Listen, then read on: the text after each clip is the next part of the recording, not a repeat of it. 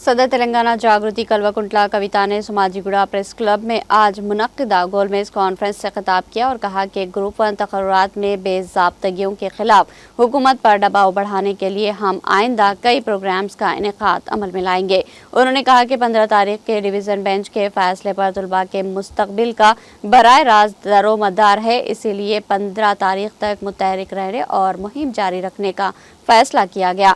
कल हमने तुलबा के लिए गन पार्क पर शोधा को खराज पेश किया और इनकी खातिर जद्दोजहद का बाकायदा आगाज किया है।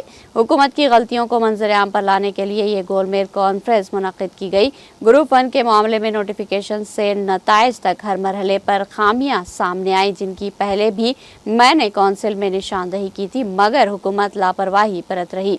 इन खामियों को बेनकाब करना जरूरी है। मीडिया और सोशल मीडिया हुकूमत की गलतियों को उजागर करने में भरपूर ताउन कर रहे और इसी दबाव की वजह से हुकूमत को बशऊर होना चाहिए। कविता ने कहा कि जो मुलाजिमतें इस वक्त दी गई वो मनसूख करके दोबारा री एग्जाम कराने की तवक्को है और गोलमेज इजलास के फैसले को गवर्नर और वज़ीर आला को भी भेजा जाएगा। अगर तेलंगाना के तुलबा के साथ कोई नाइंसाफी हुई तो हम खामोश नहीं रहेंगे। और उन्होंने तुलबा को यकीन दिलाया कि तेलंगाना जागृति इनके साथ है, इनका तहफ़्फ़ुज़ करेगी।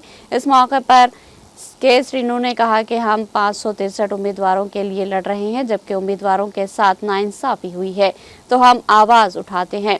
मुतासिरा उम्मीदवारों के लिए जो खुलूस होना चाहिए वो TGPSC में दिखाई नहीं देता। असल मसला ये है कि हाल टिकट के साथ ही नाम दर्ज कर देने में क्या रुकावट है? क्या इसके लिए भी RTI दर्ज करनी पड़ेगी? कांग्रेस रहनुमा इस हवाले से दलील तलब कर रहे हैं कि सबूत कहाँ हैं। इनके बकौल तुलबा के लिए आने वाली नौकरियां फरोख्त कर दी गई है और इन मामलात की शफाफ तहकीकात ज़रूरी है। अगर अदालत में केस दायर करना पड़ा तो माली तौर पर यह तुलबा के लिए मुमकिन नहीं होगा और इसके लिए सियासी जमातें बेरोज़गार नौजवानों के लिए कानूनी सेल कायम करे ताकि वो इस जद्दोजहद में कफील बन सके। तुलबा नुमाइंदा मंजूला ने कहा कि प्रीलिम्स हॉल टिकट पर ही OC दर्ज है, यानी मेरिट पर ही नौकरियां देकर रिजर्वेशन को नजरअंदाज किया गया। रैंक और मेरिट की बुनियाद पर पोस्ट किस तरह दी गई, इस बारे में वो वाज़ेह जवाब तलब करती है। ये $1 करोड़ के सवाल की मानदीज है, जिसका जवाब हुकूमत देने से गुरेज कर रही। 18 उम्मीदवारों के इंतखाब के तरीक़ेकार पर शफाफियत नहीं है और फाइनल जजमेंट आने से पहले पोस्ट तफवीज़ करना ऐसा पहली बार हुआ। GO 29 पर नताइज के आने के बाद से हम एहतजाज कर रहे हैं और हुकूमत की जानिब से इस पर कोई तशफ़ी बख्श रद्द-ए-अमल नहीं आया। अगर SC, ST और BC के तुलबा के साथ जुल्म हुआ तो कांग्रेस रहनुमा MLAs और MPs इसका हवा अजाला क्यों नहीं कर रहे हैं? हम GO 29 को मनसूख कराने तक अपनी जद्दोजहद जारी रखेंगे। నేను గ్రూప్ 1 ఇష్యూని ఒక తల్లిగా చూస్తున్నా, ఒక తల్లి కోణంలో చూస్తున్నా. ఎందుకంటే ఒక బిడ్డకు ఉద్యోగం వస్తే ముందు తల్లి సంతోషపడుతుంది, ఇంటిల్లిపాది సంతోషపడుతుంది. ఒక థెరపీ వస్తుంది ఒక బిడ్డకు ఉద్యోగం వచ్చిందంటే. ఆ కోణంలో చూసినప్పుడు ఈ బాధ ఎంత, ఈ దుఃఖం ఎంత అన్నది అర్థమవుతుంది. ఎందుకంటే తెలంగాణ రాకముందు కూడా కొట్లాడింది అందుకోసమే. మేము ఆ తల్లులకు స్వాంతన కలగాలి, తెలంగాణ తల్లులు సుఖంగా ఉండాలి, సంతోషంగా ఉండాలని ఉద్యమం చేసినాం.